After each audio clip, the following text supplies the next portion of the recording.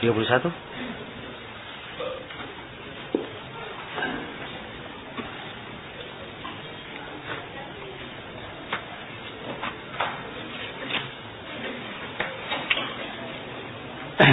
Bismillahirrahmanirrahim. Alhamdulillahirabbil alamin. Wassalatu wassalamu ala al-mabu'uts rahmatan lil alamin. Nabiyina Muhammad wa ala alihi wa sahbihi wa man tabi'akum bi ihsanin ila yaumiddin, amma ba'd. Ini majelis yang ke-31 dari syarah Ad-Durarul Bahiyah fil Masail al-Fiqhiyah karya Imam Asy-Syaukani rahimahullahu taala, dari hari yang ke-8 pada daurah fikih kita kali ini.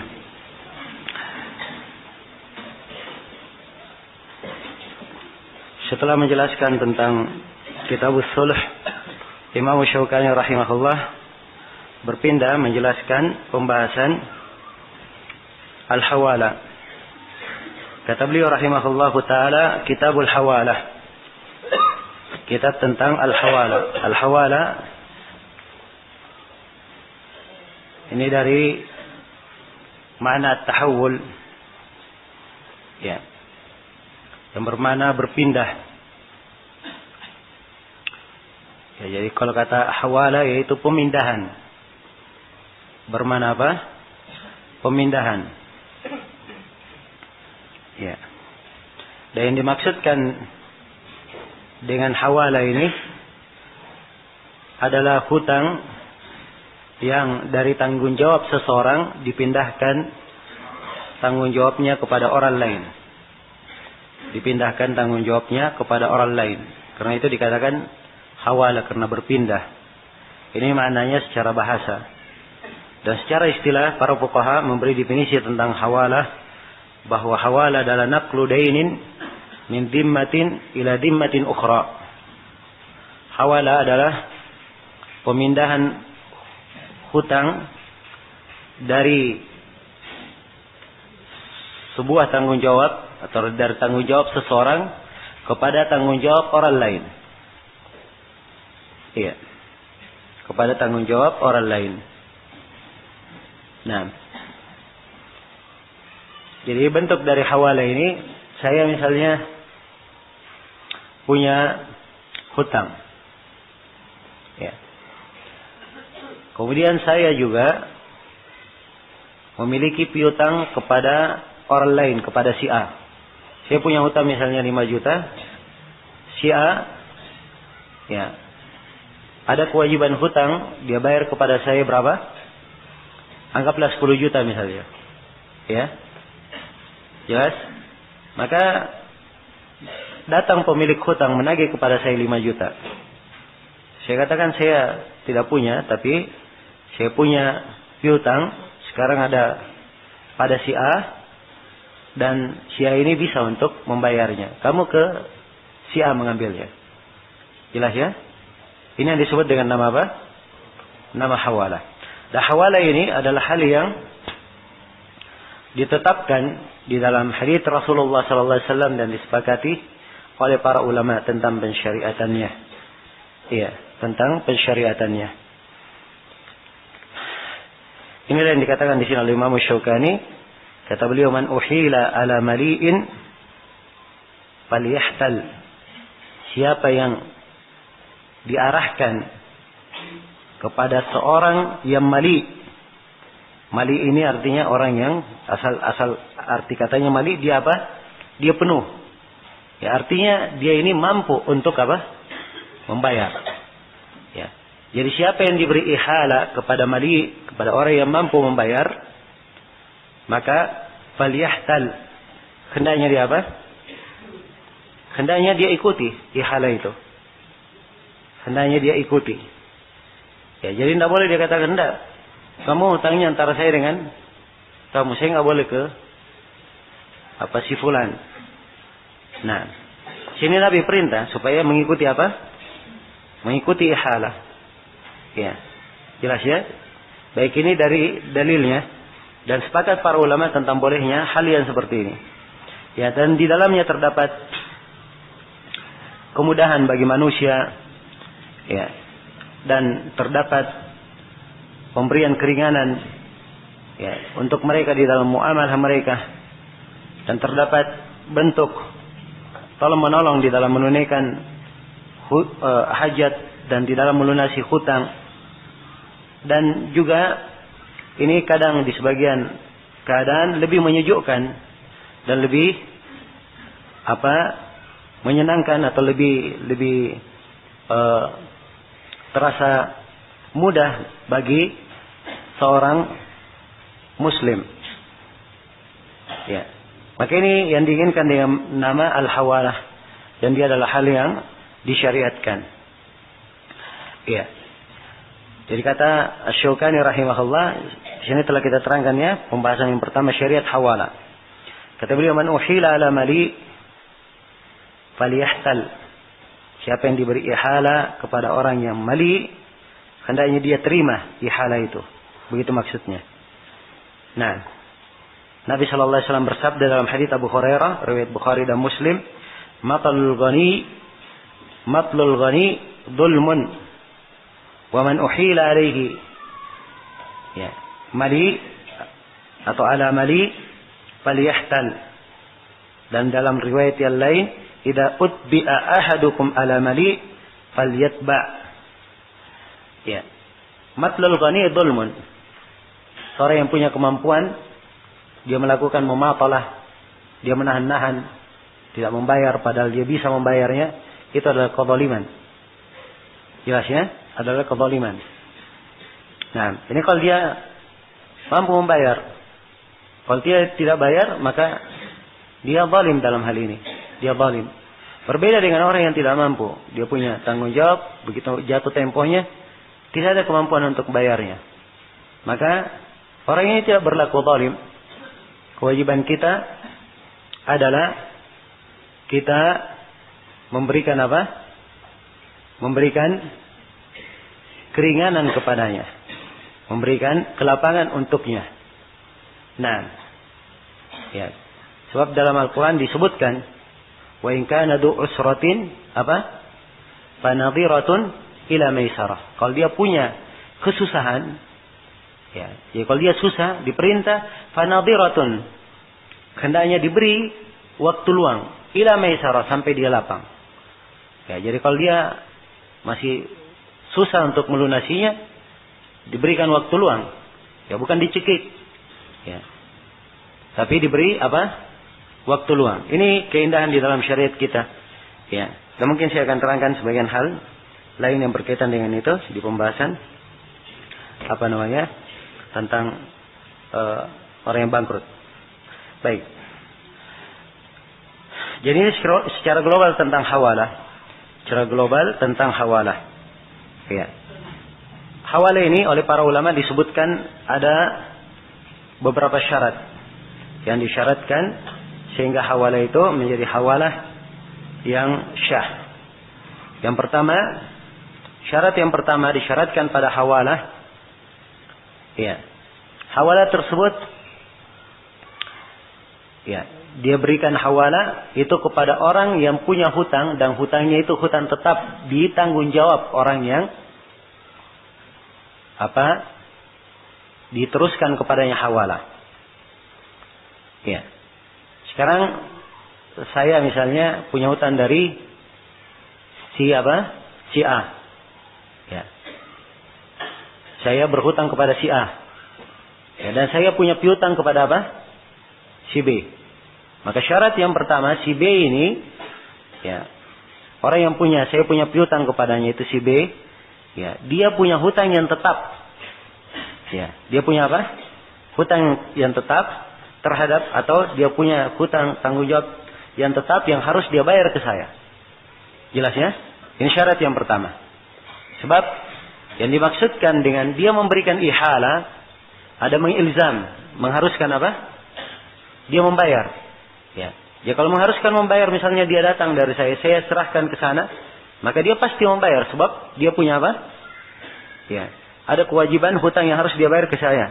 Maka dia pasti akan membayarnya. Karena itu disyaratkan, ya, siapa yang saya tunjuk untuk membayar hutang itu, orang yang saya tunjuk tersebut saya punya piutang padanya yang wajib dia apa? Dia tunaikan. Piutangnya tetap ada di tanggung jawabnya. Jelas ya? Baik, ini syarat yang pertama. Ketentuan yang pertama. Nah, kemudian ketentuan yang kedua. Ketentuan yang kedua, ya, antara orang yang mengihalah, antara orang yang mengeluarkan hawalah, dan antara orang yang diteruskan hawalah itu kepadanya, yang menanggungnya kelak nanti, ini antara dua orang ini harus jenis hutangnya sama. Ada kesamaan apa? Dalam jenis hutang. Ya, misalnya saya berhutang tadi dari siapa? Dari si A. Ya. Baik, saya berhutang dari si A, jenis hutang saya berhutang 5 juta. Jelas ya? Dan si B, ya. Dia berhutang dari saya. Berhutangnya dari saya juga berapa? 5 juta, sama jenisnya. Jadi kalau saya ihala kepada si B, ini tidak ada masalah. Sebab jenisnya apa? Jenisnya sama. Tapi kalau misalnya saya berhutang dari si A 5 juta, ya, dan si B ini punya hutang, ya, dia berhutang kepada saya barang nilainya 5 juta. Dia apa? Barang. Ya, maka di sini apa? Ya, tidak sama. Maka ini tidak boleh ada hawalah seperti ini. Sebab kalau saya suruh ke sana ngambil, maka barang yang diambil, kan begitu. Yang dia kembalikan barang itu. Walaupun barang itu nilainya berapa? 5 juta. Kecuali kalau saya catat, diambil barang dari saya, dan saya sudah catat barang itu bernilai berapa? 5 juta. Bukan barang yang dikembalikan, tapi apa yang dikembalikan? Duit 5 juta. Jelas ya? Ya. Maka ini harus diperhatikan. Ya. Harus antara dua orang yang memberikan hawalah dan orang yang akan membayar hawalah itu, dua-duanya harus apa? Hutangnya harus sama. Kemudian syarat yang ketiga.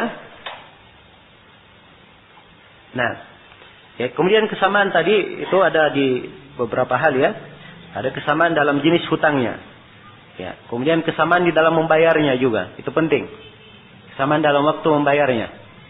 Ya, sekarang misalnya kalau saya berhutang dari si A, masih contoh yang saya berikan ya, saya berhutang dari si A.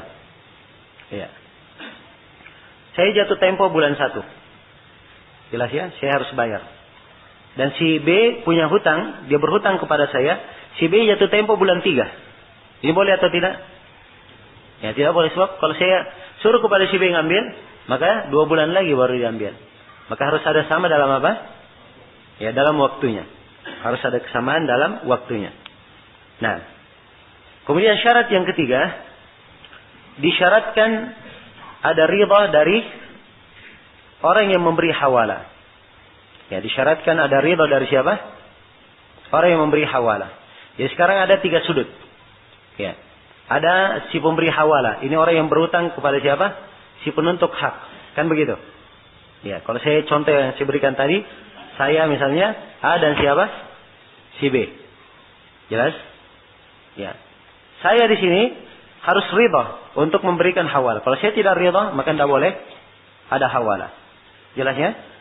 Jadi si A misalnya dia minta, kamu, ya kalau begitu kamu kan punya uang sama si B. Ya, saya ambil aja dari si B. Maka kalau saya tidak ridha, tidak boleh si A pergi kepada apa? Si B. Adapun si B, tidak perlu saya tuntut keridhoannya atau tidak. Ya, sebab asalnya dia punya hutang yang harus apa? Ya, dia serahkan. Dan si A, saya tidak perlu tahu dia ridha atau tidak. Kapan saya beri hawalah, maka dia terima apa? Hawalah saya. Sebab Nabi perintah untuk siapa yang diberi hawalah, maka dia apa? Faliyahtal, hendaknya dia ikuti. Ya. Jelas ya? Hendaknya dia ikuti. Baik. Jadi di sini yang ketiga disyaratkan keridhaan dari orang yang memberi apa? Memberi hawalah. Ya, sebab hak itu adalah tanggung jawabnya. Ya, itu adalah tanggung jawabnya. Kalau dia yang memberikan, maka insyaallah taala tidak ada masalah. Baik. Jadi ini dari syarat hawalah. Ini dari syarat hawalah. Apabila syarat ini telah terpenuhi, maka hawalahnya adalah apa? Adalah syah. Hawalahnya telah syah. Apabila tidak terpenuhi, maka itu tidak masuk dalam bentuk hawalah yang dianggap syah. Kemudian kata Syaukani rahimahullahu taala, kata beliau, wa idza matala al-muhalu alaihi au aflas. Ya, apabila al-muhal alaihi, ya, al-muhal alaihi dia matal, menahan, atau aflas dia bangkrut. Dia ya bangkrut. Maka lil muhali ayu talibal muhil bidainihi. Ya. Jadi bagus di sini kita pakai 3 istilah syoga nih supaya kita paham ya. Jadi, tadi saya sebutkan dalam hawalah ada berapa sudut? Ada 3 sudut. Jadi kalau dinamakan dalam bahasa Arabnya, yang pertama ada namanya al-muhil. Al-muhil ini siapa? Orang yang ditagih. Ya, orang yang ditagih kemudian diarahkan orang yang menagihnya supaya menagih kepada orang lain. Ini namanya apa? Al-muhil. Ya, kemudian yang sudut yang kedua ada namanya al-muhal. Orang yang datang menagih. Dia yang diarahkan. Namanya apa? Al-muhal. Ya. Kemudian pihak yang terakhir ditagih, yang diarahkan kepadanya penagihan, itu dinamakan apa? Al-muhal alaihi. Al-muhal apa? Alaihi. Jadi ini 3 sudut. Ya. Jelas ya? Ada namanya al-muhal. Siapa al-muhal itu? Si penagih, si pemilik hak. Ya, jelas ya? Al-muhil siapa? Ya. Yang ditagih, yang akan memberikan apa? Hawalah. Ya, kemudian yang ketiga, al-muhal alaihi. Siapa ini? Ini akan menanggung apa? Hawalah itu. Ya, tagihan akan datang kepadanya. Jelas ya? Sekarang si muhal, ya, si muhal datang kepada saya, menagih. Saya sebagai apa? Muhil. Ya, saya sebagai muhil. Jelas? Si muhal datang kepada saya menagih. Maka saya katakan kamu datang kepada si fulan, muhal alaihi. Maka dia datang kepada si fulan, si muhal alaihi ini. Ternyata si fulan ini ya ribet urusannya. Ya. Ya. Dia mempersulit. Ya punya kemampuan tapi apa? Mempersulit untuk memberi. Atau dia datang kepada si fulan, ternyata si fulan sudah bangkrut. Ya, dia lagi apa? Hartanya. Ya. Maka ini orang yang di al-muhal ini, dia kembali lagi kemana? Ya, dia tentunya kembali lagi kepada al-muhil, kembali lagi kepada saya untuk menagih. Ya, jelas ya? Demikian. Nah, sebab memang tanggung jawab itu tidak terlepas dengan sekedar hawalah. Jadi misalnya saya sudah arahkan kamu kepada si fulan. Ya. Sudah dia setuju kepada si fulan, ya sudah urusannya dengan si fulan. Dia mau berkelahi, dia bayar, dia tidak, itu urusan dia. Ya. Itu tidak seperti itu ya. Ini hawalah tidak lepas. Tanggung jawab itu dengan sekedar apa? Dengan sekedar hawalah. Masih terkait. Begitu lunas hutangnya baru lepas tanggung jawab. Ya. Baru lepas tanggung jawab. Kapan tidak selesai? Ya. Maka asalnya dia tetap apa? Dia tetap menanggung hutang dan harus dia selesaikan. Baik. Jelas ya? Maka ini yang berkaitan dengan masalah apa? Al-hawalah. Kitab Al-hawalah. Ya. Kita pindah ke pembahasan berikutnya. Kata Asy-Syaukani rahimahullahu taala, Kitabul Muflis. Ya, ini kitab menjelaskan tentang orang yang bangkrut. Orang yang bangkrut. Muflis itu dari kata apa? Kata iflas. Dari kata iflas. Dikatakan dia muflis sebab sar ma indahu fulus. Ya. Karena dia akhirnya tidak mempunyai fulus. Ya, tidak punya duit lagi. Akhirnya dia apa? Muflis. Karena itulah dia dikatakan muflis. Ya, baik. Yang dimaksud dengan orang yang muflis di sini, ya. Yang dimaksud dengan muflis di sini di kalangan ahli fikih, ya. Ayakuna ad-dain alladhi 'ala ar-rajul aktsara min malihi. Ya, sawa'un akana ghayra di malin aslan aw kana lahu malun illa annahu aqall min dainihi. Ya. Orang yang muflis ini adalah orang yang punya hutang. Orang yang punya hutang, hutangnya itu lebih banyak daripada apa? Hartanya. Jadi dia punya hutang, hutangnya lebih banyak daripada apa? Dari hartanya. Ya, apakah ini orang tidak punya harta sama sekali? Atau dia punya harta, tapi hartanya tidak mencukupi untuk apa? Membayar hutangnya. Jadi ini yang dikatakan sebagai orang apa? Orang yang muflis. Ya, kalau bahasa Indonesianya, nah, ya mungkin bangkrut, sebab kalimat bangkrut kelihatannya itu dia pernah punya sesuatu, setelah itu hilang sesuatunya. Ya, mungkin aja bangkrut cocok ya mungkin. Ya, Tapi itulah hakikat dari muflis sebenarnya. Ya, si antum kalau bisa carikan kata yang cocok, yang lebih bagus, ya, maka boleh saja diganti. Jelas ini pendekatan-pendekatan saja. Sekarang kita pelajari supaya kita kenal apa? Hakikat dari istilahnya. Iya. Baik. Asy-Syaukani rahimahullah taala di sini membuka pembahasan tentang al-muflis. Ini ada 8 pembahasan yang kita catat. Nah, ini pembahasan tentang al-iflas ini perlu diketahui sebab terkait di dalamnya orang yang bangkrut. Orang yang bangkrut itu masalah dia ditagih. Ya, dia punya ditagih. Apakah dia bayar atau tidak? Kemudian kalau dia punya harta untuk membayarnya, apakah hartanya cukup atau tidak? Kalau hartanya misalnya cukup tapi dia tidak mau, bagaimana keadaannya? Kalau hartanya tidak cukup, ya kemudian dia ini sembarang menggunakan harta, apa yang dilakukan terhadapnya? Apakah boleh dia diboikot? Ya ditahan. Seluruh hartanya dia tidak boleh menggunakan seluruh harta yang dia miliki. Ya, ini disebut dengan nama apa? Dengan nama hajar. Ya, karena itulah di pembahasan muflis ini ada pembahasan hajar di dalamnya. Ada pembahasan tentang apa? Hajar. Dan sebagian para ulama, ya, itu tidak memberi judul dengan kitab al-muflis, tapi diberi judul dengan kata apa? Tentang al-hajar. Sebab al-hajar ini lebih luas cakupannya. Lebih luas cakupannya. Kalau muflis, ini orang yang dituntut oleh apa? Orang-orang yang menagihnya, itu muflis. Ya. Tapi kalau hajar, ini kaitannya dengan orang yang muflis, dan kaitannya dengan anak yatim, orang yang gila, orang yang tidak anak yang masih kecil, yang belum bisa menggunakan hartanya. Ini boleh ditahan hartanya, dilarang dia menggunakannya langsung, tetapi ada yang mengawasinya. Ini hajar lebih umum cakupannya. Dan di sini Asy-Syaukani membahas umum ini seluruhnya. Ini menunjukkan bahwa beliau ya tidak menghendaki masalah iflas secara apa? Secara langsung, tetapi beliau ingin masuk menjelaskan orang-orang yang apa? Orang-orang yang sudah kehabisan harta, tidak bisa membayarnya. Kalau dia dikenakan sanksi tidak bisa menggunakan hartanya atau tidak bisa lagi mengatur hartanya, tapi diatur oleh hakim, maka apakah ini juga ada orang-orang yang selain muflis dalam hal ini? Ini diterangkan juga oleh Imam Asy-Syaukani berkaitan dengan siapa? Anak-anak yatim. Ya, jelas ya. Maka ini ada 8 pembahasan di dalam hal ini. Nah, baik. Adzan dulu.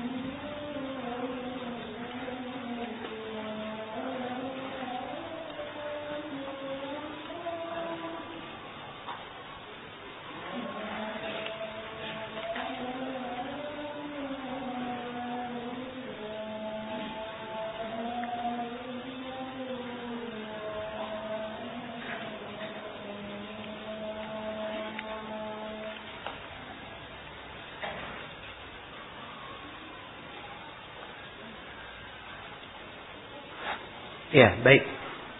Jadi sekarang kita masuk ke dalam pembahasan yang sebenarnya apa yang diterangkan oleh Imam Syaukani di sini, seperti yang saya sebutkan tadi, itu lebih pantas diberi judul tentang kitab Al-Hajr, tentang masalah apa? Al-Hajr. Al-Hajr pakai ha ya, bukan pakai ha. Ya. Sebab hajr ya dari kata apa al-mana? Ya, dari kata al-mana ditahan. Nah, dari kata apa? Al-mana bermana ditahan. Karena itu orang yang punya akal itu dikatakan dihijrin. Dikatakan apa? Dihijrin. Karena dia apa? Punya akal. Akalnya bisa menahan dia. Ya, dari apa? Berbuat yang keliru. Atau dia bisa mempertimbangkan yang mana yang baik dan yang mana yang jelek. Ya. Karena itu orang yang apa dia berbuat seenak perutnya saja kemudian tidak mempertimbangkan maslahat, ini bisa dikatakan tidak mempunyai apa?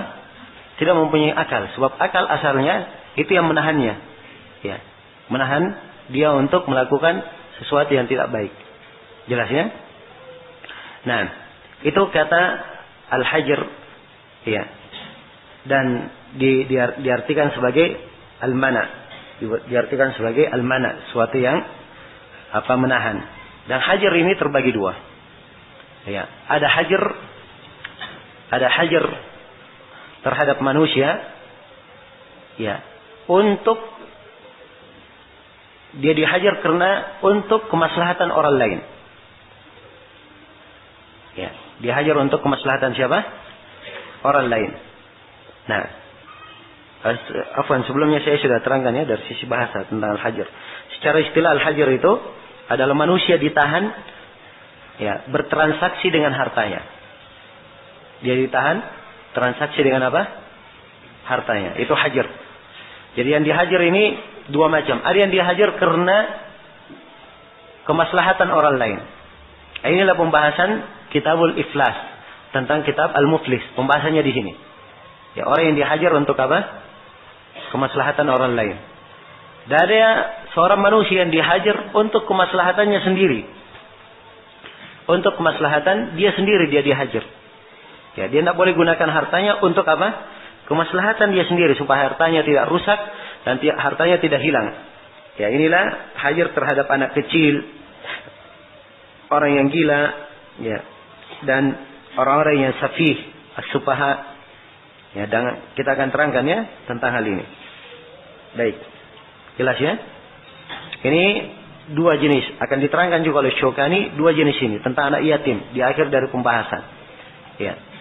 Jadi ini dua hal sekaligus akan dijelaskan oleh Syaukani rahimahullah. Adapun yang pertama tentang orang yang muflis, ya, orang yang bangkrut. Kata beliau, yajuzu li ahli ad-daini ya, ay ya'khudhu jami'a ma yajidunahu ma'ahu illa ma kana la yustaghna anhu. Sini ada kata yang jatuh ya, ini diperhatikan ini. Apa-apa yang diperbaiki ke depan diperbaiki cetakannya. Ya. Perhatikan di buku antum ada yang jatuh di situ. Makana yajuzu li ahli ad-dain ay ya'khudha jami'a ma yajidunahu ma'ahu illa ma kana apa? La yustaghna anhu. Atau afwan, la yastaghni anhu. Ya, maksudnya dia la yastaghni anhu.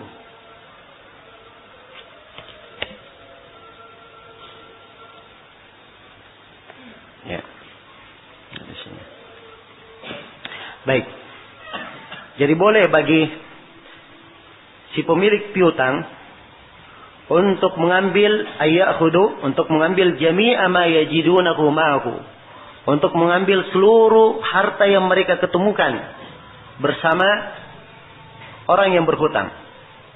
Jadi pemilik piutang dia boleh mengambil seluruh harta yang dia ketemukan berada pada orang yang berhutang. Illa, kecuali ma la yastaghni anhu, kecuali apa yang orang yang berhutang itu tidak bisa lepas darinya. Dia terus membutuhkannya. Ya. Jelas ya? Apa itu? Wa huwal manzil. Seperti itu yang dia terus dia perlukan adalah apa? Rumahnya. Ya, kalau rumahnya diambil dia mau tinggal di mana? Ya, jelas ya? Demikian pula wasatrul aurah, apa yang menutupi auratnya. Ya, kalau bajunya juga dihajar, ya, diambil semua bajunya, dijual atau membayar utangnya, maka dia memakai baju apa? Ya, jelas ya. Wa ma yaqihil bard. Ya, wa yasuddu ramaqahu. Dan apa yang menyebabkan dia terjaga dari dingin, ya. Jadi kalau dia perlu jaket, ya dia pakai jaket kalau dia kedinginan, ya. Wa yasudda ramaqahu. Dan apa yang dengannya, atau wa yasuddu ramaqahu. Dan apa yang dengannya dia menutupi keperluannya, ya. Wa man ya'ul, keperluan dia dan keperluan keluarga yang dia tanggung. Keperluan keluarga yang dia tanggung. Ya, jadi ini tentang orang yang dia orang yang muflis, yang dihajar. Ya, kalau dia dihajar, ya, maka yang diambil cuma apa? Yang diambil cuma, ya, atau yang diambil seluruh hartanya kecuali apa? Hal yang dia tidak bisa terlepas darinya, ya, dari keperluan daruratnya. Dia perlu tempat tinggal, perlu baju yang dia pakai untuk menutupi auratnya, ya, dia perlu, ya, biaya yang dia pakai untuk memberikan nafkah kepada ya, keluarganya, ya. Itu yang dia itu yang diperkecualikan. Selainnya boleh diambil oleh para pemilik piutang, orang-orang yang menagihnya. Ya, boleh untuk boleh untuk diambil. Nah, dan ini di dalam hal ini Nabi Shallallahu Alaihi Wasallam telah bersabda di dalam hadits Abu Sa'id yang diriwayatkan oleh Imam Muslim, ya. Nabi Shallallahu Alaihi Wasallam berkata kepada orang-orang yang menuntut hutang, ya, kepada ya, seorang yang dia telah terluka atau dia telah meninggal, maka Nabi berkata, "Khudu ma wajadtum wa laysa lakum illa dalik." Ambillah apa yang kalian dapatkan dan tidak ada bagi kalian kecuali hal tersebut. Ambil apa yang kalian dapatkan dan tidak ada bagi kalian kecuali hal tersebut. Ya, jelas ya? Nah. Baik. Maka ini tentang masalah dia dihajar dan diambil. Ya. Diambil darinya apa yang didapatkan dari orang tersebut. Ya, dan Nabi sallallahu alaihi wasallam juga memberikan aturan umum. Ya, kata beliau di dalam hadits Abu Hurairah yang diriwayatkan oleh Imam Al-Bukhari dan Imam Muslim, "Man adraka ma lahu bi 'ainihi 'inda rajulin aflas atau insanin qad aflas, fa huwa ahaqqu bihi min ghairihi." Ya, siapa yang mendapatkan hartanya, ya, hartanya dia ketemukan pada seorang yang sudah bangkrut, ya, maka dia lebih berhak dengan harta itu daripada dari selainnya. Dia berhak terhadap harta itu dari selainnya. Ya, baik. Maka ini dari dalil-dalil yang menunjukkan tentang hal itu. Baik, untuk lebih mempertajam pembahasan, iya. Di sini saya akan terangkan tentang masalah orang yang muflis ini yang ditahan hartanya. Ya, tentang masalah dia ditahan hartanya. Jadi pertama harus diketahui orang yang muflis, ya, orang yang muflis ini adalah orang yang punya orang yang punya hutang dan tidak bisa dia bayar dengan harta yang dia miliki. Maka orang yang punya hutang itu tentunya keadaannya ada dua. Ya. Keadaan yang pertama, ya, dia adalah orang yang kesusahan. Ya, dia adalah orang yang kesusahan. Orang yang kesusahan asalnya dia diberi diberi waktu luang. Diberi waktu luang. Nah, karena itu nanti kita akan terangkan di muflis ini, dia ditagih hutangnya dan diambil oleh para penagihnya sebab sudah jatuh sudah jatuh tempo dan dia harus lunasi sudah di waktu itu. Ya. Tapi kalau asalnya dia adalah orang yang kesusahan, berhutang tapi masih ada kesusahan, maka dalam Al-Quran dikatakan wa in kana du usratin fanadiratun ila maisarah. Siapa yang punya kesusahan maka diberi waktu luang sampai dia ada kelapangan. Ya, dan telah datang nas-nas tentang keutamaan siapa yang susah dalam melunasi hutangnya kemudian diberi waktu luang, maka orang yang memberi waktu luang ini itu termasuk salah satu dari golongan yang dituduhi oleh Allah Subhanahu wa taala di bawah teduhan arsy-Nya. Jelas ya? Ya. Adapun orang yang mampu untuk melunasi hutangnya, dia mampu melunasi hutangnya, maka ini tidak dihajar. Jadi yang dihajar ini adalah apa? Orang yang tidak mampu melunasi hutang. Ya, kalau dia mampu melunasi hutangnya, maka tidak dihajar. Karena apa? Tidak ada keperluan di dalam menghajarnya. Ya, tapi kewajibannya dia diwajibkan untuk apa? Untuk membayar hutangnya. Itu kewajibannya. Diwajibkan untuk membayar hutang. Nah, dan Nabi SAW telah menyatakan, matlul ghani dzulmun. Seorang yang kaya, seorang yang punya kemampuan, dia menahan, maka itu adalah kezaliman. Itu adalah apa? Itu adalah sebuah kezaliman. Ya. Jadi caranya, kalau dia mampu melunasi hutang, maka dia dipaksa untuk apa? Melunasi hutang tersebut. Ya, dan pemerintah yang memaksanya, bukan setiap orang datang, kamu punya hutang, dia tidak mau bayar, ya, dia paksa, akhirnya berkelahi dua orang di situ. Itu bukan cara yang dimaksudkan. Tapi yang memaksanya di sini adalah apa? Ya, pemerintah. Inilah jalur pengadilan di dalam hal yang seperti ini.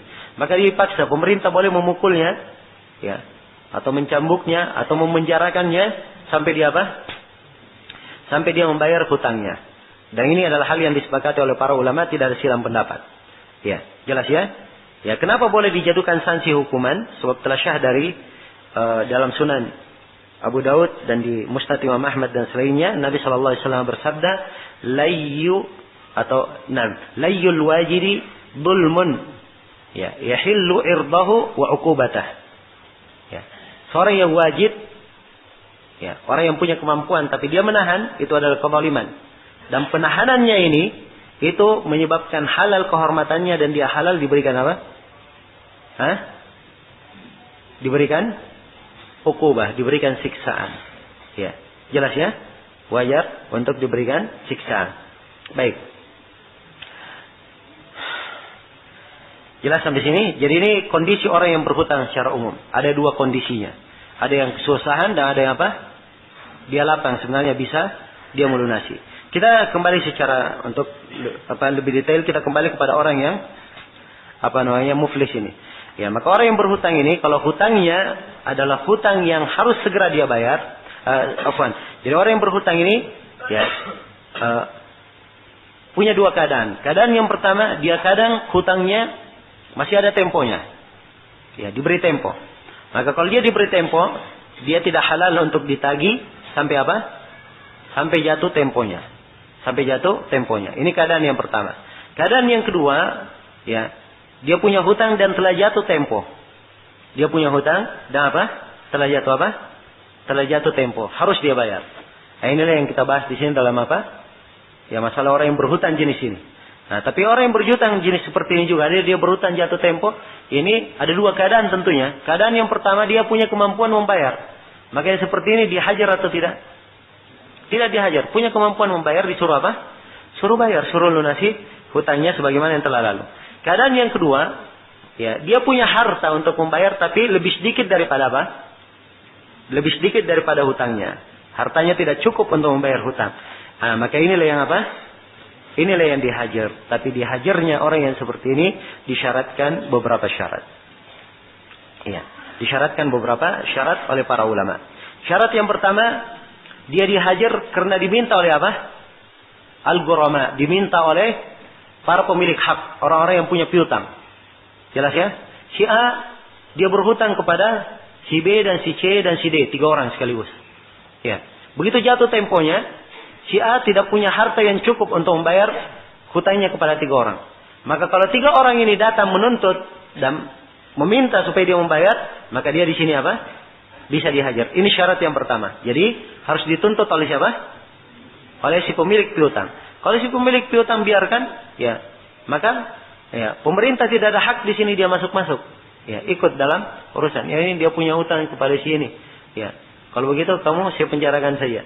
Ya, harus disyaratkan apa? Dituntut oleh siapa? Ya, dituntut oleh orang yang memiliki piutang. Ya, jadi tidak cocok dia diperkerakan.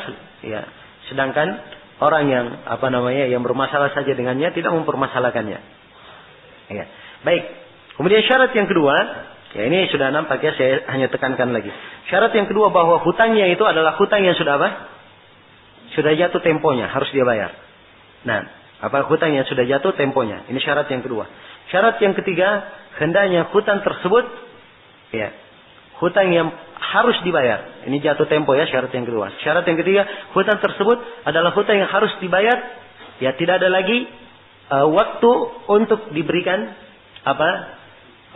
masa diberikan tempo tambahan atau diberikan waktu luang lagi. Dia wajib membayarnya di waktu itu. Nah, kemudian yang ketiga, syarat yang ketiga dari orang yang dihajar, ya, hendaknya utang tersebut itu lebih banyak daripada apa? Daripada hartanya. Hutang tersebut lebih banyak daripada hartanya. Kemudian syarat yang kelima, orang yang dihajar ini, muflis yang dihajar, ya, adalah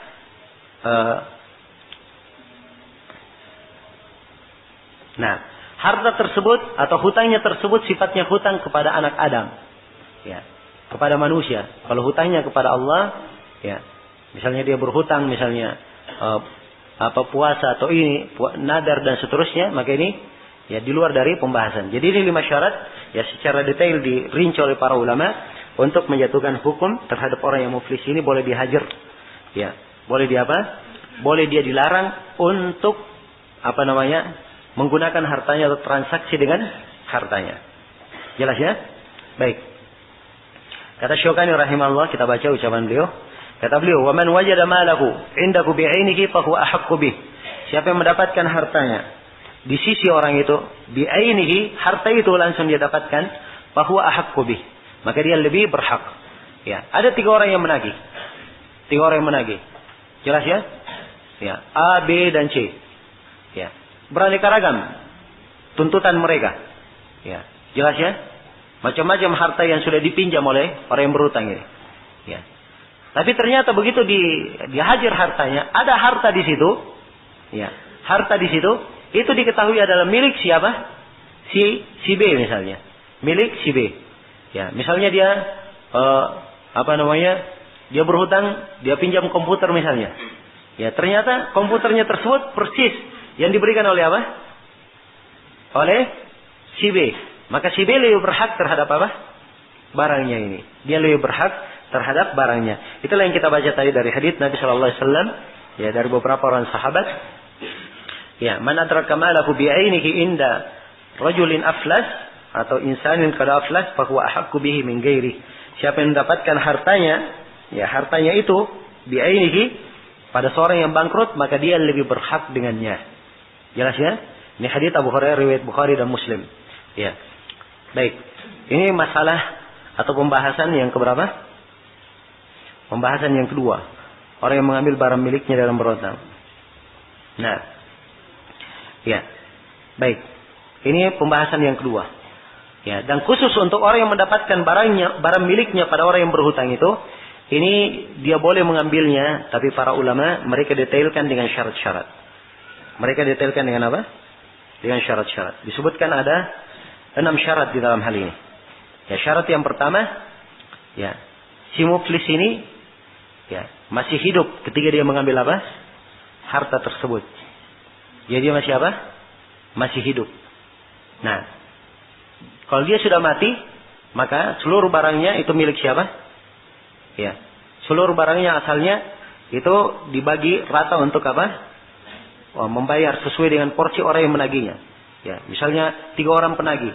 Yang penagih pertama dia tagihannya 50% dari seluruh tagihan. Penagih kedua dia miliknya 30% dari seluruh tagihan. Ya, penagih yang ketiga ya dia memiliki 20% dari seluruh tagihan. Misalnya, ini berbeda. Maka asalnya harta itu kalau dia sudah meninggal, hasilnya, ya, walaupun harta itu sendiri miliknya, maka ini masuk ke dalam harta umumnya, kemudian dibagi sesuai dengan persenannya masing-masing. Jelas ya? Maka disyaratkan orang yang ingin mengambil barangnya yang dia dapat, disyaratkan orang yang muflis ini masih hidup. Ini syarat pertama. Kemudian syarat yang kedua, ya, disyaratkan, ya, barang tersebut, ya, yang diambil ini itu belum dibayar harganya. Belum apa? Dibayar harganya atau sebagian dari harganya. Jadi kalau dia sudah bayar sebagian dari harganya, dia tidak boleh lagi apa? Mengambil dari harta tersebut, dari barang tersebut. Nah, ini syarat yang kedua. Kemudian syarat yang ketiga,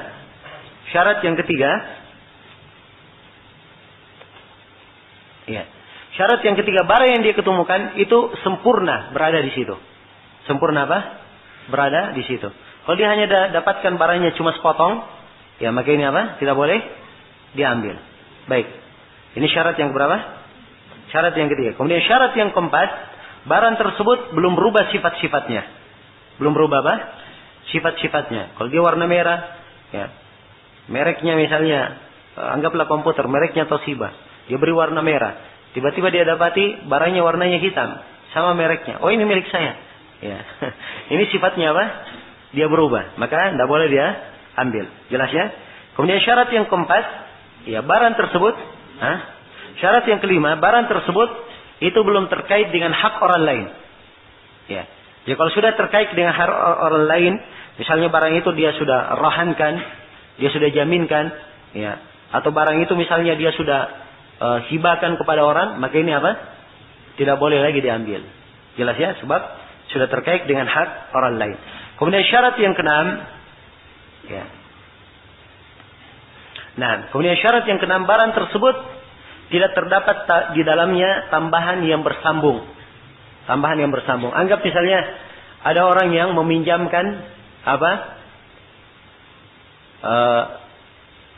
Sapi misalnya untuk dia pakai, ya, di peternakan dan dikembangbiakan. Dia ketemukan sapinya milik dia. Ya. Jelas ya? Dia tahu tanda-tanda sapinya. Dia pernah kasih cap, dia kasih ini, semuanya lengkap. Ya. Tapi sapinya ini waktu dia beri itu timbangannya cuma 50 kilo. Sekarang berubah menjadi 80 kilo. Ya. Jelas? Ini ada tambahan apa? Bersambung di dalamnya. Tambahan bersambung. Maka ini ya tidak diperbolehkan dia mengambilnya. Jadi di dalam hadis memang disebutkan malahu apa ditakyid bi ainihi, ya. Bi ainihi. Jadi kalau dia sudah lebih, maka tidak boleh apa? Diambil. Sebab itu sudah berbeda nilainya. Kalau sudah berbeda nilainya, maka itu akan mendolimi apa? Mendolimi ya orang yang bangkrut ini. Baik ya. Baik. Nah,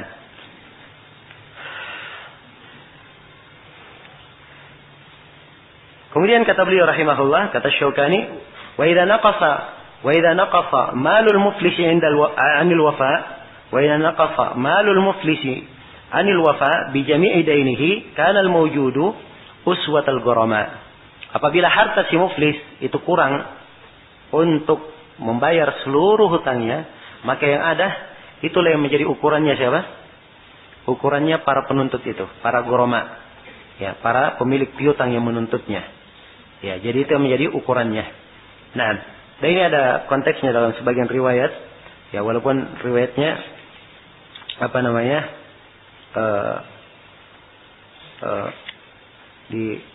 diriwayatkan secara mursal. Ya, diriwayatkan secara mursal. Asy-Syaukani rahimahullah berdalilkan dengan hal ini. Nah, dan ini diambil dari apa? Walaupun haditsnya misalnya lemah, maka dia diambil dari ketentuan-ketentuan umum. Ya, tentang orang yang bangkrut tadi itu dan harusnya dia membayar haknya. Nah, asalnya setiap orang dari pemilik hak itu punya hak pada orang yang bangkrut tersebut.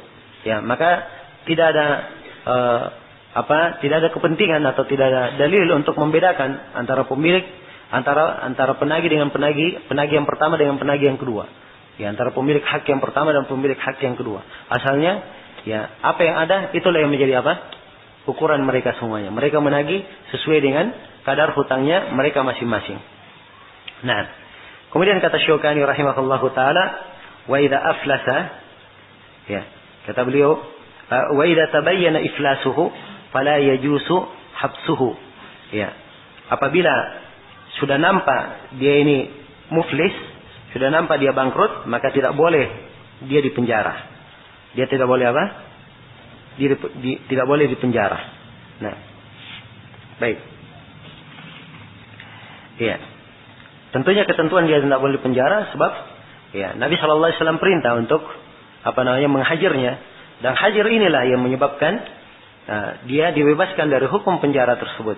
Ya, sebab asalnya dia tidak punya kemampuan. Kemudian kata beliau walayyu alwajidi dzulmun yuhillu irdahu wa uqubatah. Ini sudah berlalu ya pembahasan. Ini hadis dari Nabi sallallahu alaihi wasallam.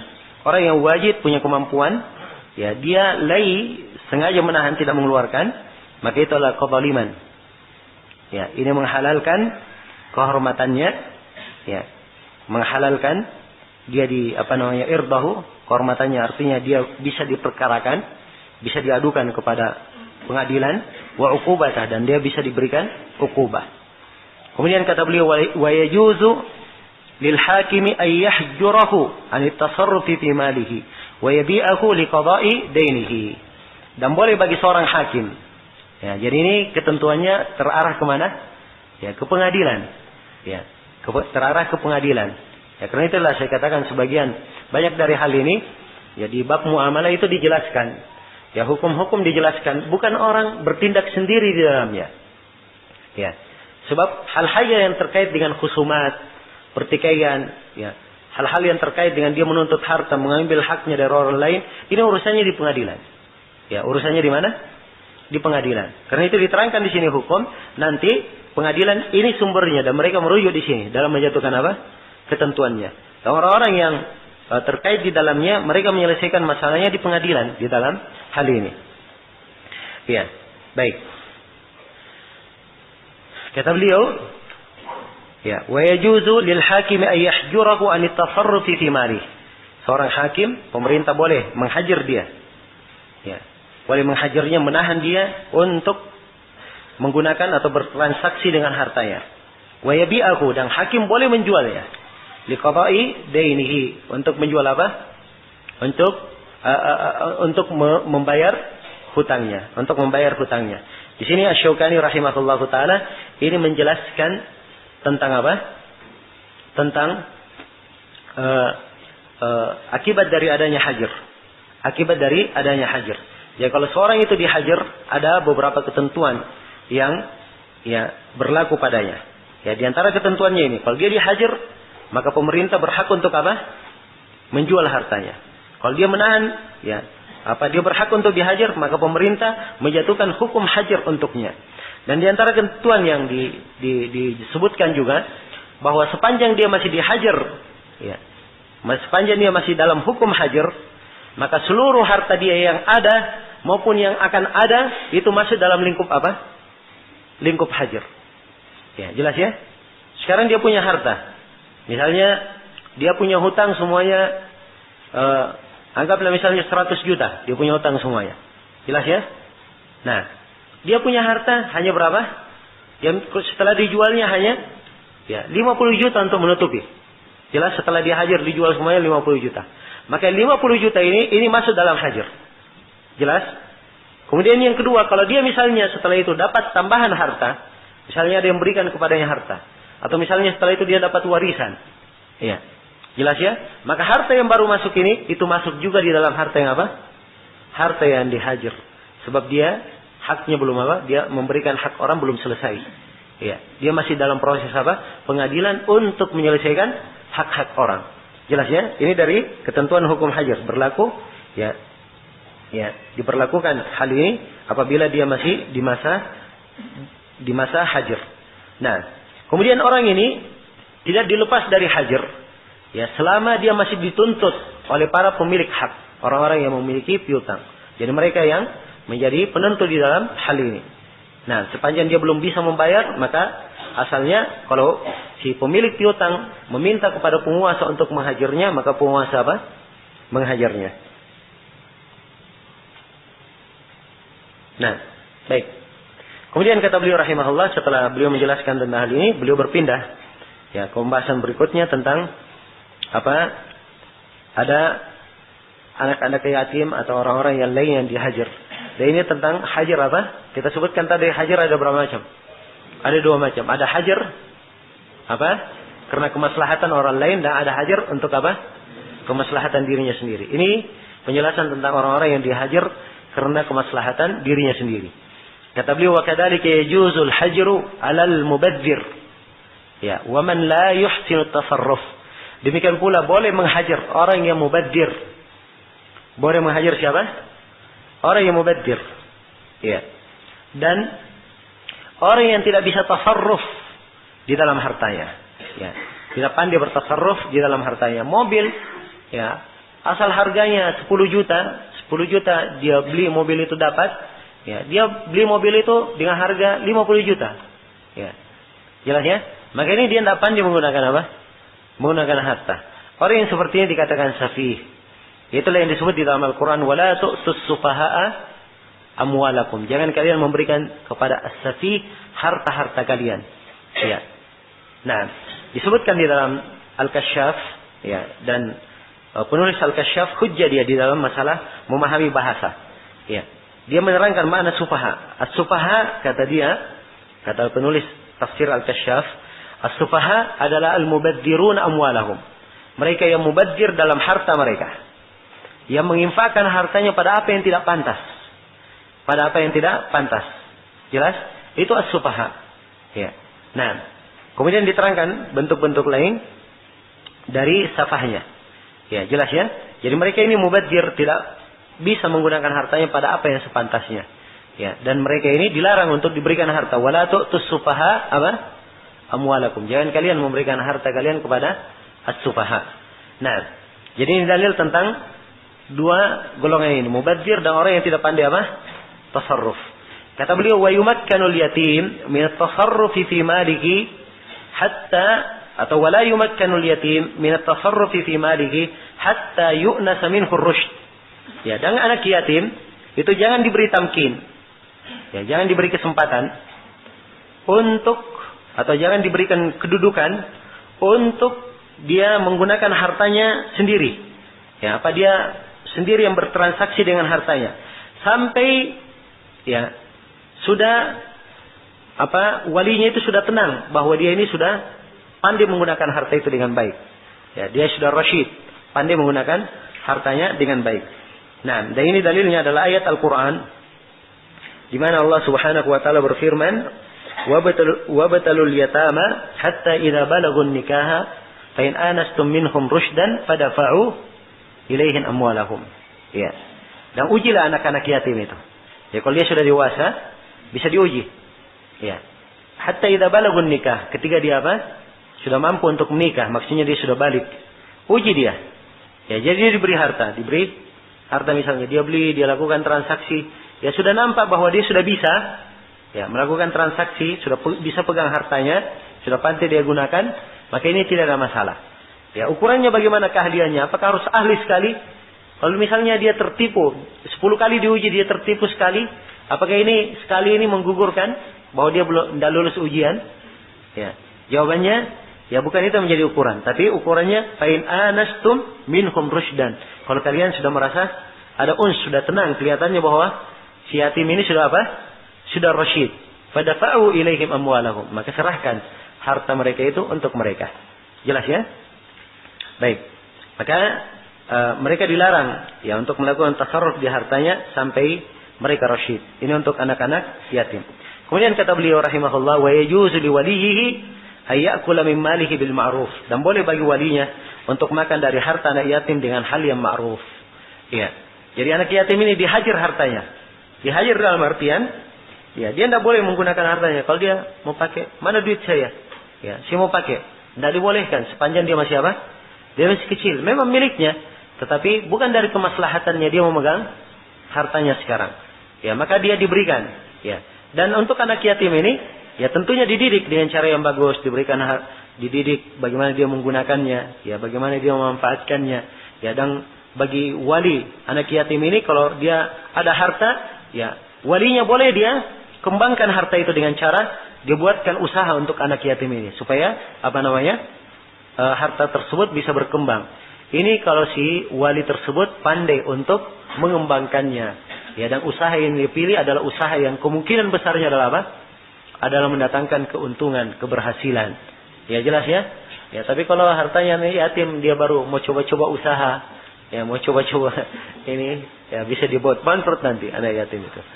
Ya, jelas ya? Maka ini harus diperhatikan. Kemudian kalau misalnya di waktu-waktu hari Id misalnya atau Idul Adha, ya kalau perlu membeli hewan kurban dibelikan saja. Ya, kalau memang dia punya harta yang memungkinkan untuk hal itu. Sebab itu dari kemaslahatannya. Itu dari kemaslahatan apa?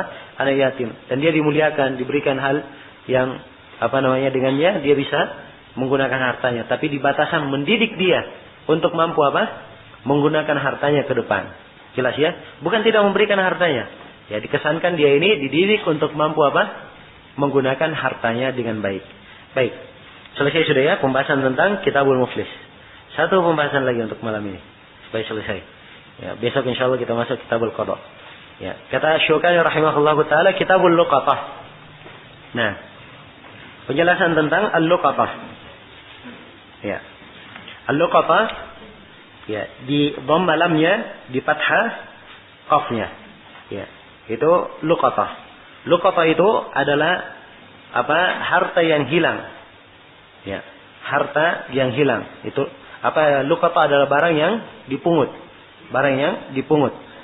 Nah, itu yang dimaksud dengan luqatah. Dan secara istilah syar'i luqatah adalah harta yang hilang dari pemiliknya selain dari hewan. Nah,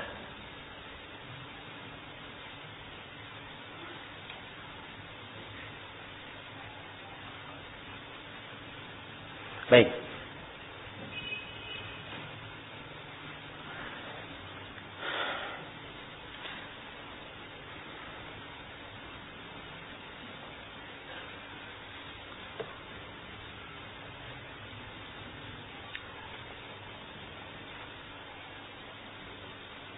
Ini definisi istilahnya kelihatannya saya ada kesalahan tulis di sini. Ya. Baik, jadi kita kembali aja ke hakikat dari apa? Istilah al-luqatah. Ya, luqatah ini adalah barang temuan. Barang temuan. Nah, ini yang dibahas di dalam buku fikih. Kalau misalnya ada barang diketemukan, apa kewajiban terhadap barang temuan tersebut? Ya. Sini Asy-Syaukani rahimahullahu taala menjelaskan ya beberapa pembahasan atau beberapa uraian yang kita garis bawahi 4 pembahasan. Yang pertama kewajiban penemu barang temuan. Apa kewajiban terhadapnya kalau dia menemukan barang? Nah, ya. Kewajibannya ini diterangkan di dalam apa namanya? Hadits-hadits ya dari Rasulullah sallallahu alaihi wa alihi wasallam. Ya. Nabi sallallahu alaihi wasallam bersabda, "Man wajada luqatan ya falyushhid dawi adlin wal yahfaz ifafaha wa wika'aha fa in jaa sahibuha fala yaktum fa huwa ahaqqu biha wa in lam yaji sahibuha fa huwa malullahi yu'tihi man yasha." Nah, ini hadits Iyad bin Himar. Haditsnya sahih. Ya, siapa Nabi bersabda, siapa yang mendapatkan barang temuan maka hendaknya dia persaksikan apa? Dawi adlin, orang-orang yang adil. Ya. Wal yahfaz ifafaha wa wika'aha, dan hendaknya dia jaga ifafaha, ya apa kantong yang menampung barang itu, wa wika'aha, dan ikatan, ya ikatan kantong itu. Fa in ja'a sahibuha, kalau pemiliknya datang, fala yaktum, jangan disembunyikan. Fa huwa ahaqqu biha, orang itu lebih berhak. Wa illam yaji sahibuha, kalau pemiliknya tidak datang, maka fahuwa malullahi yu'tihi man yasha, maka itu adalah harta Allah yang Allah berikan kepada siapa yang Allah kehendaki. Jelas ya? Maka dari hadis ini ya, seorang yang mendapat barang temuan itu dia periksa ciri-cirinya. Ya, dia periksa ciri-cirinya. Dia lihat isinya apa? Oh, isinya misalnya duit. Dia tahu. Nah, dia pakai bungkusan, misalnya pakai dompet sekarang ini. Ada dompetnya, dia ingat dompetnya warnanya apa. Ya. Jelas ya? Kalau ada keterangan dalam, lihat keterangan-keterangan yang terkait di dompet itu apa. Ya, jelas? Maka dia umumkan, ya telah diketemukan misalnya sebuah dompet. Ya, dia sebutkan saja sebuah dompet. Ya, jangan disebutkan dompet terbuat dari kulit buaya, ya terbuat dari, dia rinci semuanya. Maka akhirnya tidak perlu dicari dicari pemiliknya. Bisa aja siapa yang datang, dia mengaku bahwa itu apa? Itu adalah miliknya. Ya, sama kalau diketemukan misalnya kunci motor, ya. Tunggu saja diketemukan kunci motor, begitu saja, jangan dia tambah. Ya, diketemukan kunci motor Honda, ya. Maka ya datang sudah orang mengaku, ya. Jadi fungsinya tidak disebutkan, ketika disebut dompet, datang orang yang mengaku, ya, saya kehilangan dompet. Maka ditanya, dompetnya warna apa? Jelas ya? Dompetnya warna apa? Ya. Dia terangkan sifat-sifatnya baru diberikan. Ya. Inilah ketentuan dalam ya ini yang sering saya soroti pada ikhwah yang mengumumkan barang-barang hilang. Telah ditemukan jam, ya misalnya. Dia sebut merek jamnya. Ya. Ya. Ya disebut saja telah ditemukan jam. Ya. Demikian pula apa? Kalau diketemukan kunci motor misalnya tadi. Ya. Maka datang orang mengaku, saya punya kehilangan kunci motor. Tanya kepadanya, kunci motornya motor apa? Ya. Harus disebut. Ya. Kalau memang persis seperti sifat-sifatnya, baru diberikan. Ya, karena itu perhatikan ya. Ini faedah kenapa dijaga. Ya. Sarung bungkusnya sampai ikatannya itu dijaga. Ya sebab ditanya, dia kehilangan misalnya kantong emas misalnya. Ya. Jelas ya, diumumkan ada kantong emas diketemukan. Ya, datang. Ditanya kantongnya warna apa? Ya, terbuat dari apa? Ya, baik ikatnya pakai ikat warna apa? Ya, dia kulit atau apa jenisnya? Ditanya semuanya supaya apa? Supaya jelas. Ya, jelas sampai sini. Dan tentang masalah isinya, tidak apa-apa seorang melihat apa isi dari temuan itu supaya diketahui ini isinya berharga atau tidak. Ya, jelas ya. Siapa tahu dia, oh ini dia kira apa namanya? Ada kantong diketemukan, begitu saja kantong diketemukan. Tidak tahu apa isinya kantong itu. Ya jelas ya, mungkin aja kantong itu isinya batu. Ya, ya jelas ya, mungkin saja isinya batu dan mungkin ya selainnya. Baik. Nah, ini di sinilah seorang muslim itu bagaimana dia seharusnya menjaga hak orang. Ya dia menjaga hak orang. Ya jadi kalau pemiliknya datang jangan dia sembunyikan, dia lebih berhak dia berikan. Ya. Kalau pemiliknya tidak datang, maka dia adalah harta yang Allah berikan kepada siapa yang Allah kehendaki. Ya. Jadi kalimat kalau pemiliknya tidak datang, ya. Ini menunjukkan ada ketentuan. Ya, kapan pemiliknya datang itu berapa lama? Ya, dia ditunggu sampai dia datang. Ini apa? Ada ketentuannya. Jelas ya? Ya.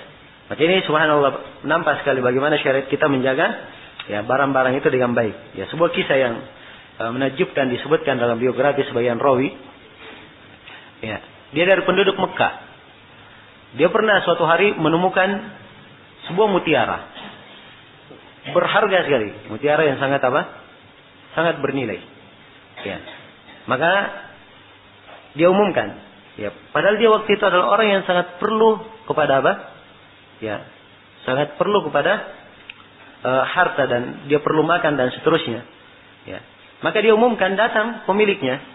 Dia tanya apa sifat-sifatnya dan seterusnya. Ya, maka dia katakan ini harta kamu, milik kamu, diserahkan. Orang tersebut ingin memberikan imbalan karena ini harta apa? Sangat berharga sekali. Ya. Maka orang tersebut berkata tidak ada imbalan.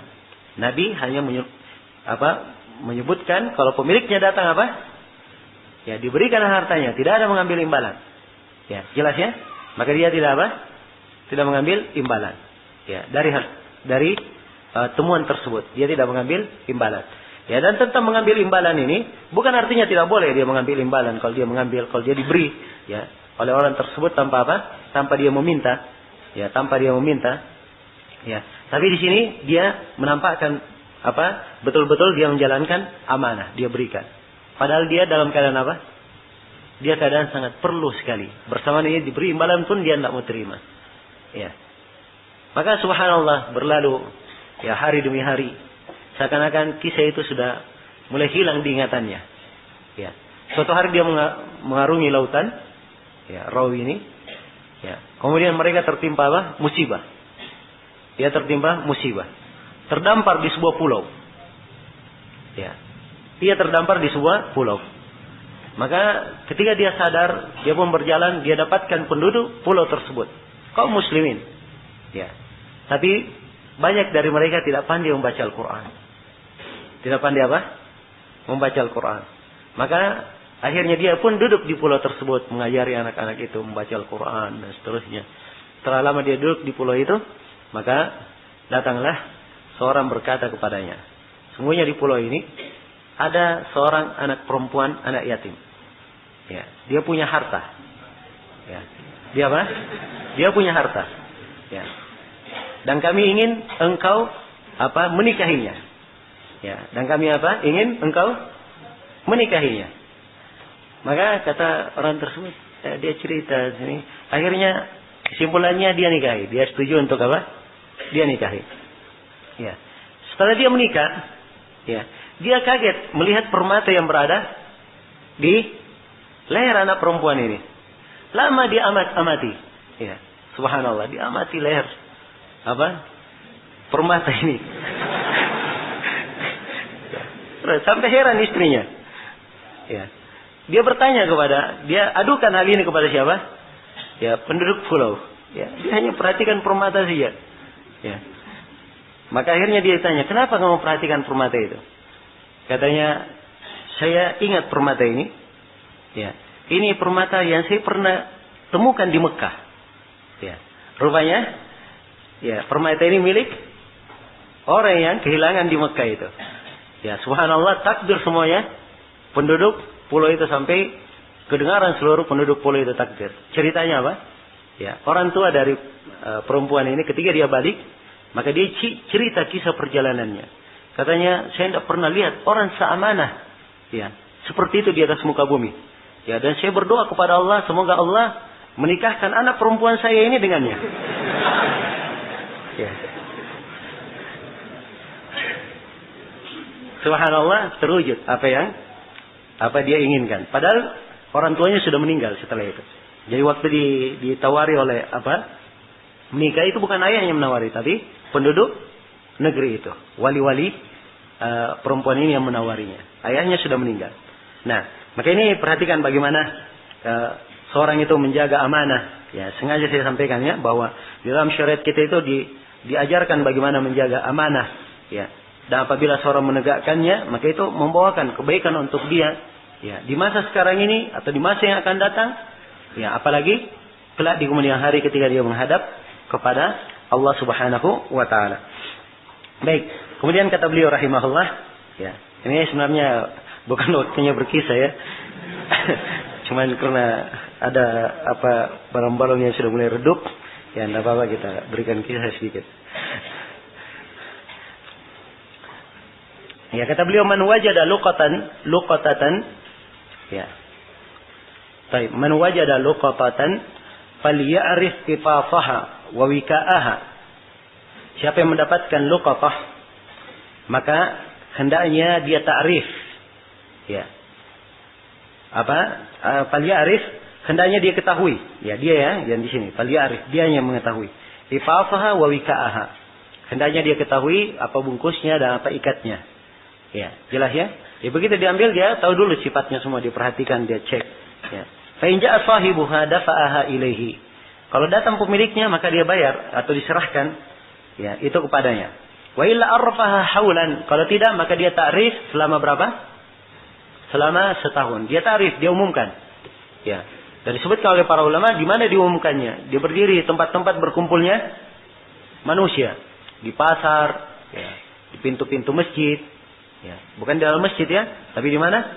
Di pintu-pintu masjid dia umumkan, di tempat berkumpulnya manusia. Jelas ya? Baik.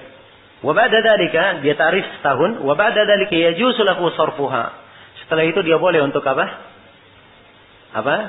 Memakainya, menggunakannya, walau fi nafsihi, walaupun dia gunakan pada dirinya sendiri. Ya, dia boleh sarf kepada selain dia, diberikan kepada orang lain misalnya, atau dia infakkan, atau dia sedekahkan. Ya, dan boleh dia pakai untuk dirinya sendiri. Tapi ingat ketentuannya. Wa yadmanu ma'a maji'i sahibiha. Tapi dia menanggung. Kalau pemiliknya datang maka dia harus apa? Dia harus ganti. Ya, kalau dia infakkan dia harus siap. Nanti kalau pemiliknya datang dia apa? Dia ganti. Kalau dia gunakan maka dia harus siap. Kalau pemiliknya datang dia apa? Dia ganti. Nah, jadi ini ketentuan di dalam luqatah. Ya. Seorang yang mengambilnya, ya, itu hendaknya mengetahui apa sifat yang diambil. Kemudian disebutkan oleh para ulama, ya, ketentuan-ketentuan lain bagi orang yang menemukan luqatah, ya, bahwa diantaranya dari ketentuannya orang yang menemukan luqatah tersebut, ya, hendaknya dia punya kepercayaan di dalam dirinya. Dia punya kepercayaan di dalam dirinya, dia mampu untuk apa? Ya, mampu untuk menjaga luqatah tersebut dan mentakrifnya. Ya, jelas? Kalau dia tidak punya kepercayaan di dalam dirinya, dia khawatir terfitnah dengan hal tersebut, dia pakai, dia gunakan sebelum dia takrif, maka dia harusnya apa? Dia harusnya jangan mengambil.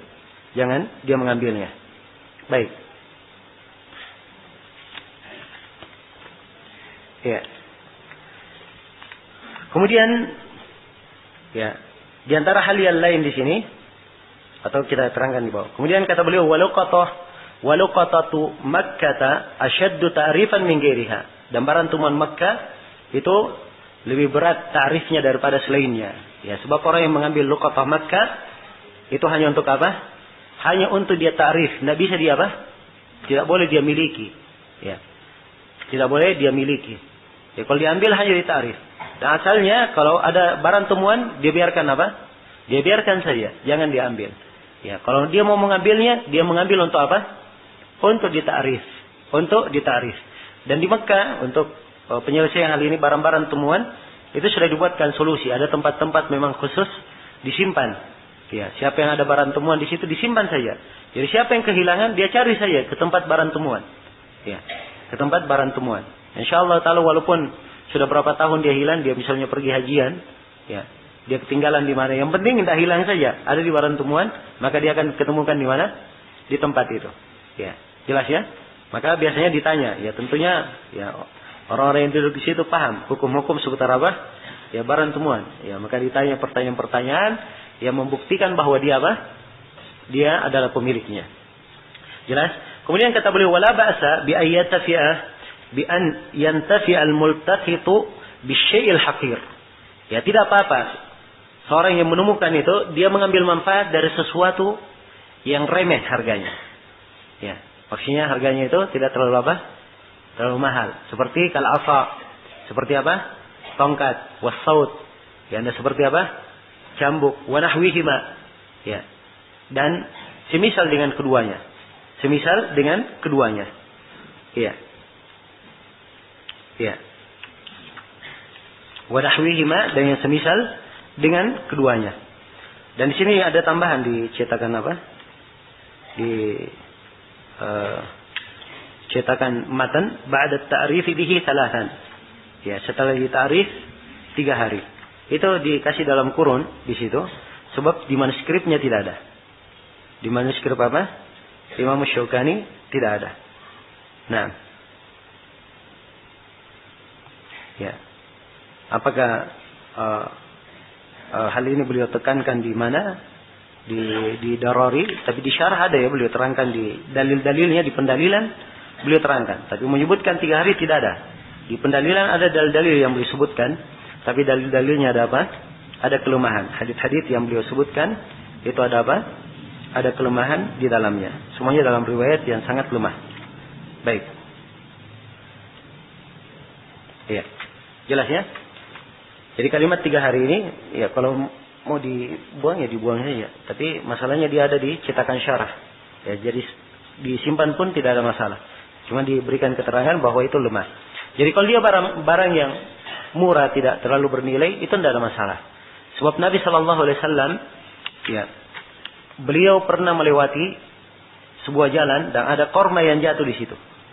Ya, maka Nabi Shallallahu Alaihi Wasallam bersabda, "Laula anni akhafu an takuna min as-sadaqah la akaltuha." Andai kata saya enggak khawatir bahwa ini korma dari sedekah, saya akan makan korma ini. Menunjukkan bahwa satu korma itu adalah apa? Ringan, enggak apa-apa langsung dipungut dan apa?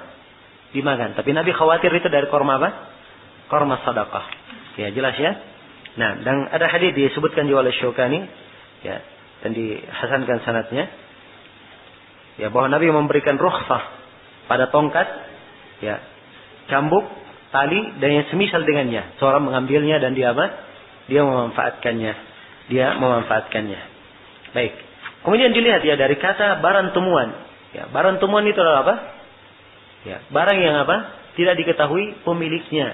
Ingat ya, kalau diketahui pemiliknya itu bukan luqatah namanya. Ya. Bukan luqatah. Ya, misalnya ada orang masuk ke halaman orang.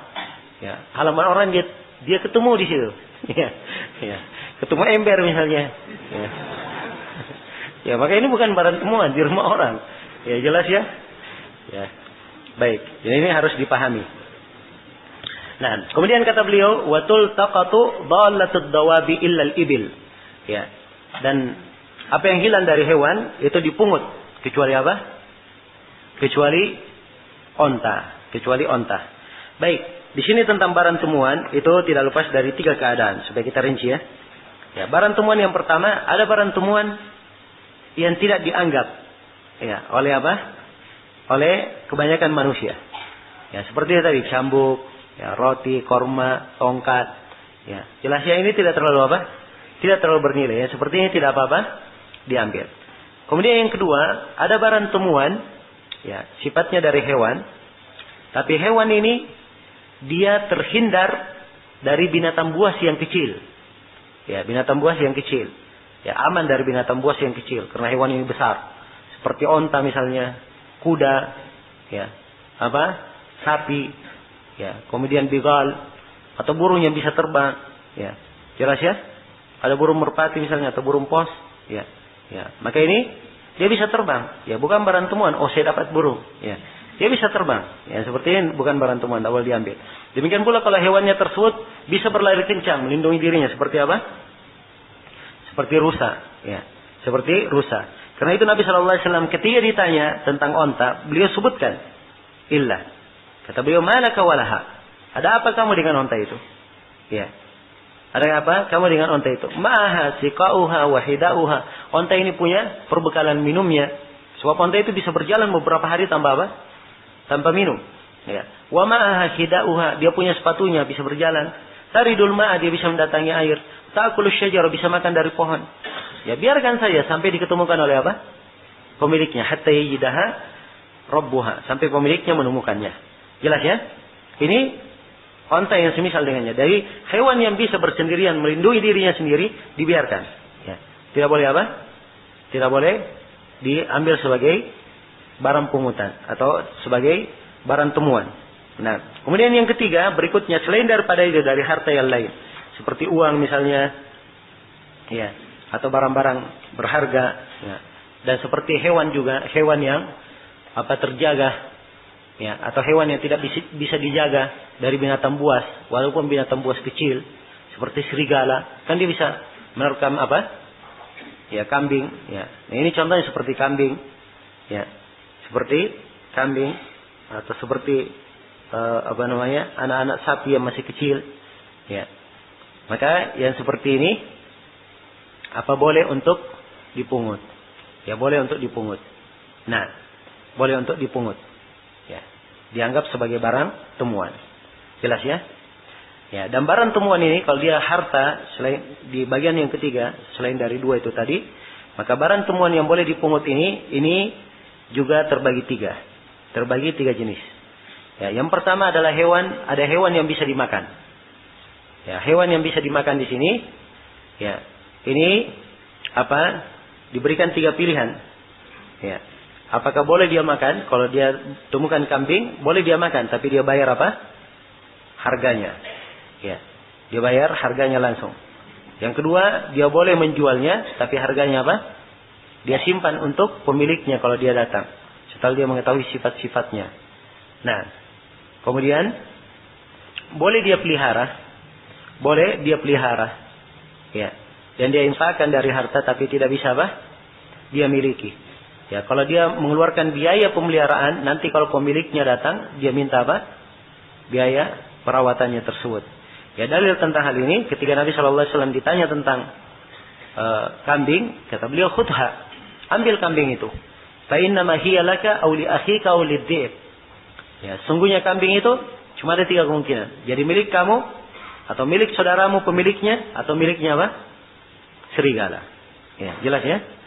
Nah, maka ini disebutkan oleh Nabi SAW ketentuan ini karena memang apa, hewan yang bisa dimakan seperti ini sulit untuk dijaga, ya, sulit untuk dijaga dari terkaman binatang buas, maka dia boleh untuk dipungut. Dan kalau dipungut, kita sudah tentukan berapa? Dia boleh melakukan salah satu dari tiga hal. Apakah dia makan tapi langsung dia bayar, ya, harga kambing itu dia simpan. Kemudian yang kedua dia jual, kemudian hasilnya dia apa? Dia simpan. Kemudian yang ketiga dia pelihara. Ya. Kalau dia perlu biaya memeliharanya, maka nanti kalau pemiliknya datang dia apa? Dia minta biayanya. Baik. Kemudian jenis makanan yang kedua atau jenis barang yang kedua yang boleh dipungut, ada barang yang boleh dipungut tapi dikhawatirkan kalau dia rusak. Dikhawatirkan dia apa? Dia rusak. Nah, ini diberi contoh oleh para ulama seperti apa? Seperti misalnya dia memungut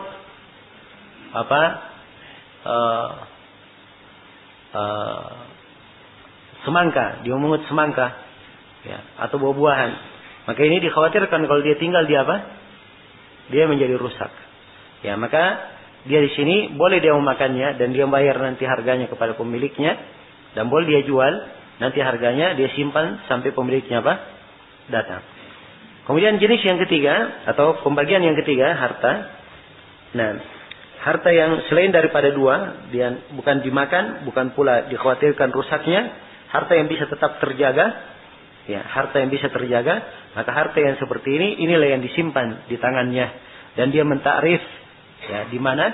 Di tempat-tempat berkumpulnya manusia. Dia takrif di tempat berkumpulnya manusia selama berapa?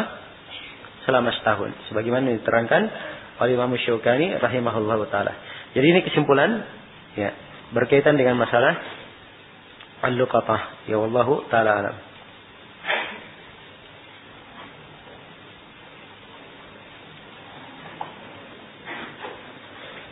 Ya baik, sekira cukup dalam sini ya.